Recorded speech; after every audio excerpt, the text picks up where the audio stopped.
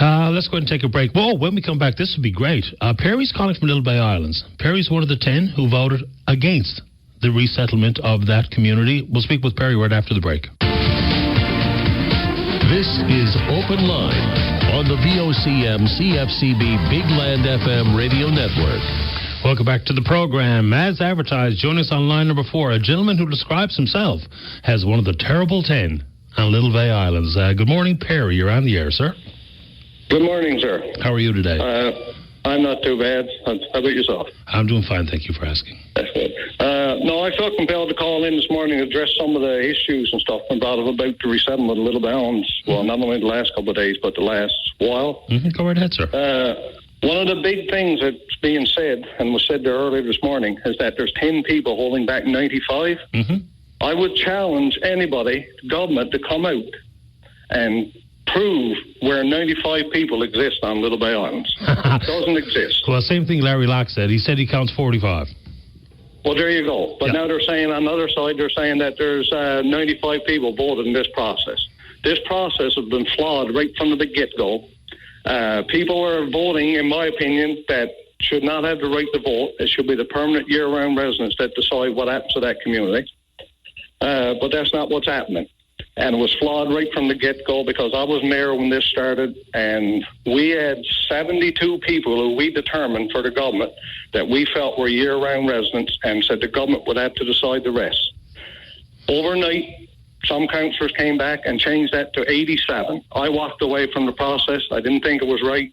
And today we're at 95. And therefore I say the vote is not accurate in any way, shape, or form, for or against, because 95 people should not have had the right to vote on what happens in Little Bay Islands. Okay, and so we don't know what the result would have been if 45, as you or Larry, I guess somewhere around that number would be probably more reflective. No. I'm sorry, go ahead.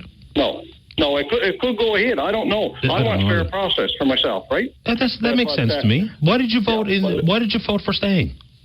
Well, I can only vote based on my personal circumstances. I'm employed on the island. I get scorned for that, but I'm employed. I've been employed all my life.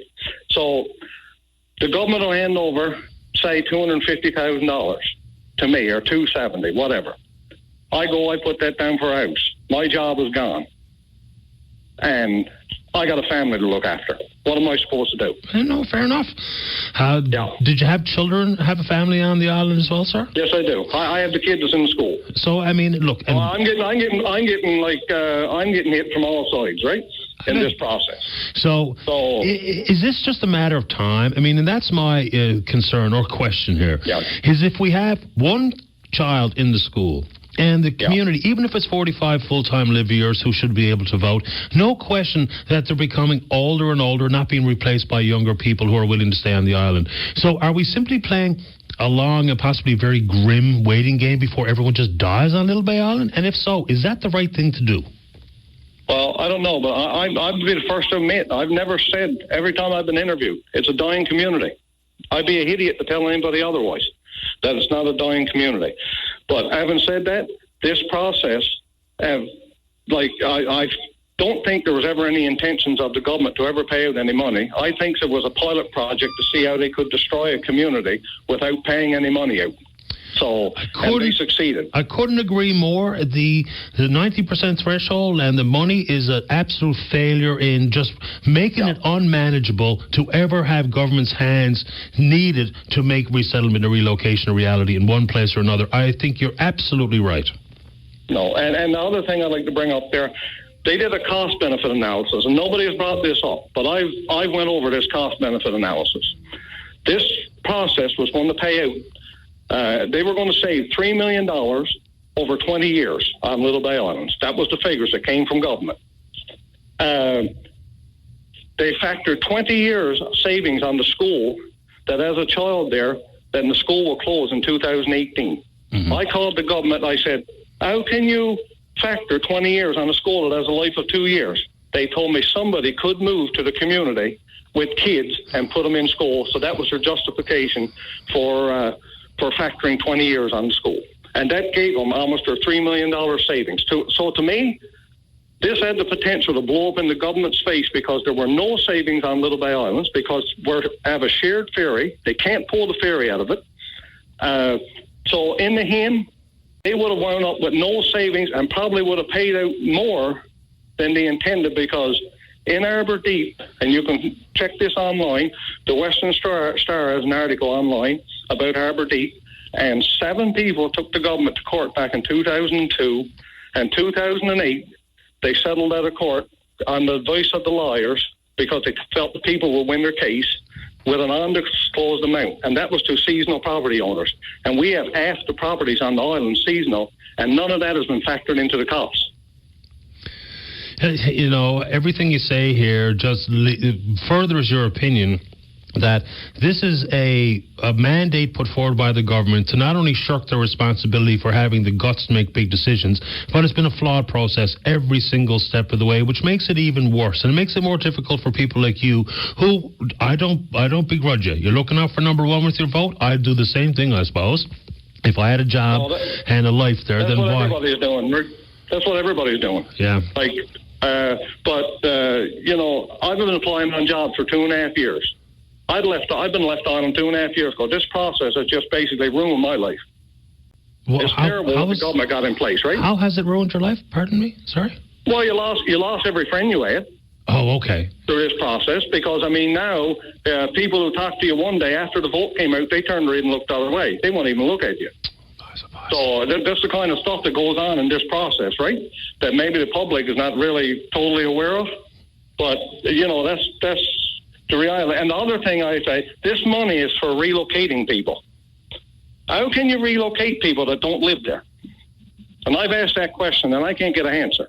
Because there is no answer to it. If I own a piece of property on Little Bay Islands and I spend the winters down to Florida, and I think that because I have a house I haven't paid a dime on, other than some maintenance and upkeep for 20 years, that I owe that person $270,000 and a vote, that's patently ridiculous. Yeah.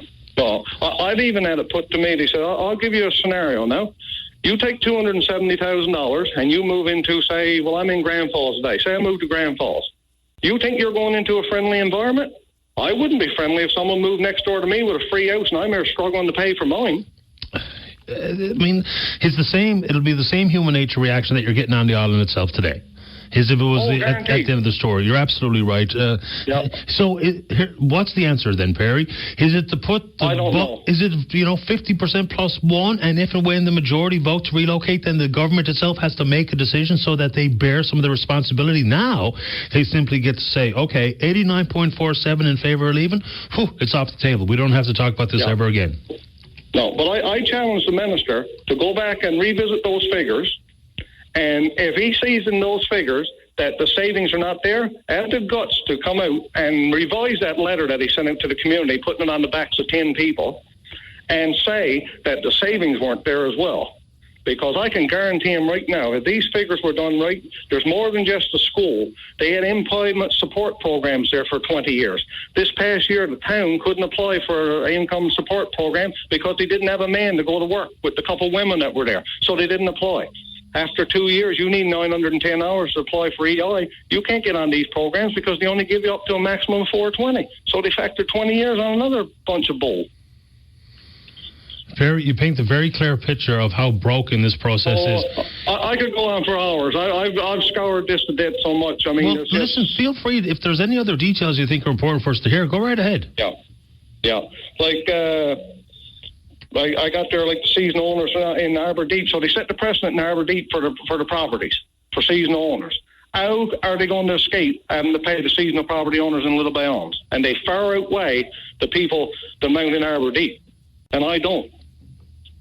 This is going to court. This has been the minister admitted in the letter that they are going to revise the process. I was told that probably 2 years ago. There were flaws in the process, but Little Bay Islands was going to be bound by the policy that was in place now, and they were going to revise and make a new one. So that'll tell you right there's something wrong with that policy. I agree with everything you're saying, Perry. It's extraordinary. I just tried to lay out the facts. I mean, put the facts out at the end of the day, and whatever happens, happens. But the sad part is, Little Bay Islands is destroyed regardless, never to return again. Whether resettlement happens or not, Little Bay Islands is destroyed, and it'll destroy every community that starts the process. I know of other communities now that are divided, just on the brink. And that's terrible for the government. You know, here's another thing, Patty. They came out, like in the policy, they say they're supposed to be habitable dwellings. Nobody came to Little Bay Islands to look at anything. So that says to me there was no sincerity from the government right from the get-go. They were going through the process and just putting it off. And who's to say that 89% is not being tinkered with all the time to leave it at 89 so it tears everything all to pieces? It's political I'm cover. so distrusting. I just so distrusting since this process started that it's, you know, you can't help but think the worst. You're painting a very clear picture here. You know, I've had the same position on this for years. The way it's been put forward by the provincial government is simply an opportunity for them not to be wearing a relocation issue. They'll leave it up to the hands of the people. They'll put forward totally illegitimate forecast predictions of cost. They'll make the community divide itself and eat their own so that they don't have to make a politically courageous decision based on the long-term hopes of a community. They are ducking and dodging their responsibilities. That's my opinion on it. It long has been. Oh, I think they are, and I think they were bent on putting it on the backs of the people, and I've been waiting for it from day one because I knew what they were going to do. They were going to put it on the backs, but I challenge the minister now, if he's any bit of a man at all, he should look at these figures and get his people looking at this. And here's the other thing. They're going to revamp the relocation office, and they got the same people still employed. They're just going to screwed it up in the first place, and they're going to revamp it now. I think they could save some money by shutting down the relocation office if they can't do a better job than what they did with Little Bay Islands. Well, they could have some savings there. Well, I don't dispute that either. Perry, before we go to the break here now, I'll be pretty sure VOCM News is going to put together a story based on some of the discussions we've had here on the show this morning. You're a Lock as well, right? Your name is Perry Lock, isn't it? Yeah, I live next door to Larry. So I figured as much. Or 2 houses away. We may have talked in the past. I had a feeling your name was Lock. Anyway, I just want to make sure so that the news department has all the info. Oh, I spoke to the news department before. Yeah, I know. No, like I said, but the saddest part out of all of this, what I've said is, friends became enemies and enemies became friends. That's how this process played out. And the sad part is, a lot of the people now that are saying 10 against 95, these people are of that mind that, and it was there from the get-go, I don't care who gets the money as long as I get it. Now, if these extra people that got added on were voting against it, people were opposed to them. But when they found out they were on the list and they were voting for it, it's no problem. Leave them on the list. But if that's not tainted, I don't know what is. Perry, it's been good to have you on the show, sir. Hopefully you call again. No problem. Thanks for your time. My pleasure. Take care. Bye-bye. Bye. Now, there's the straight dope. Huh? Between Larry Lock and Perry Lock this morning, there's a pretty vivid picture portrayed of the process, how awful it is, how it is destined to put the onus on a community to divide itself. The financial numbers put forth so far as forecasts using 20 years with one child in school and the scant hope that some family might move to town to occupy that one school desk. The quality of life, it boils down to this. It'd be a big sum of money up front for a financially strapped government to relocate that community. As opposed to they're willing to use 20-year projections, but not willing to use 10-year projections to how the big sum up front saves us money over the long haul. It makes life better for people who are living in circumstances that faces the people of Little Bay Islands. Since when has 90% been a reasonable threshold?